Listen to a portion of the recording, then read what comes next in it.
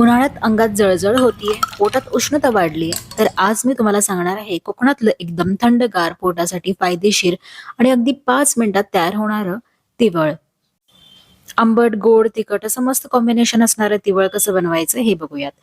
तर इथे साहित्य मी दिलेलं आहे. तुम्ही बघू शकता. आता आपण एका बोलमध्ये सगळ्यात आधी थोडंसं पाणी घेतोय. म्हणजे मी इथे अर्धा ग्लास पाणी घेतलंय.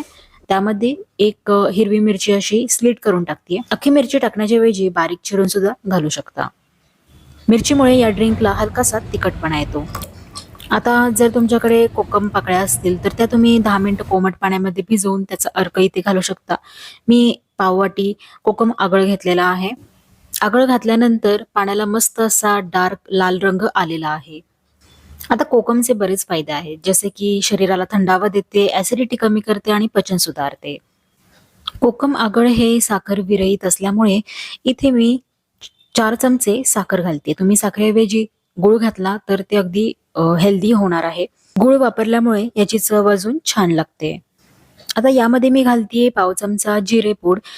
जिरे भाजून त्याची पूड करून घ्यायची. म्हणजे याने चव सुद्धा वाढते आणि पचनासाठी खूप फायदेशीर असते.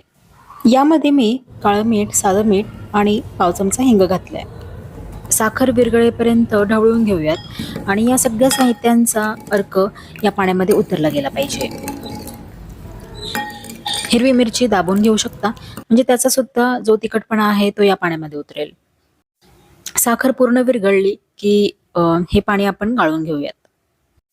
आता आपण हे बिना फोडणीचं बनवतोय. बरीच जण फोडणी देऊन सुद्धा हे तिवळ बनवतात. आता यामध्ये मी अर्धा ग्लास थंड पाणी घालते. वरून थोडीशी कोथिंबीरची पानं आणि बर्फ घातलेला आहे. तर असं हे शरीराला थंडावा देणारं चटपटीत आंबट, गोड, तिखट चवीचं तिवळ तयार आहे. याचे सगळे फ्लेवर्स अगदी बॅलन्स्ड आहेत.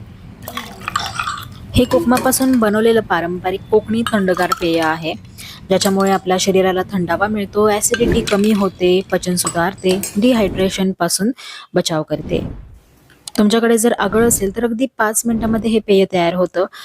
किंवा आमसूल तुम्ही 10 ते 15 मिनिटं कोमट पाण्यामध्ये भिजवून त्याचा अर्क इथे वापरू शकता. तिवळ हे विशेषतः गोवा आणि महाराष्ट्रामधील कोकण भागात लोकप्रिय आहे. तिवळ आणि सोलकढी यामध्ये फरक आहे. तिवळ हे पाणी आणि आगळपासून बनवले जाते, हलकं पेय असतं. तर सोलकढी ही नारळाचं दूध आणि कोकम वापरून बनवलेली कढी असते. आता ही रेसिपी तुम्ही सेव्ह करून ठेवा, कारण उन्हाळ्यात हमखास बनवली जाते. आवडली असेल तर लाईक करा, शेअर करा आणि चॅनलला सबस्क्राईब करा. भेटूयात नवीन रेसिपी सोबत. तोपर्यंत मस्त राहा आणि काळजी घ्या.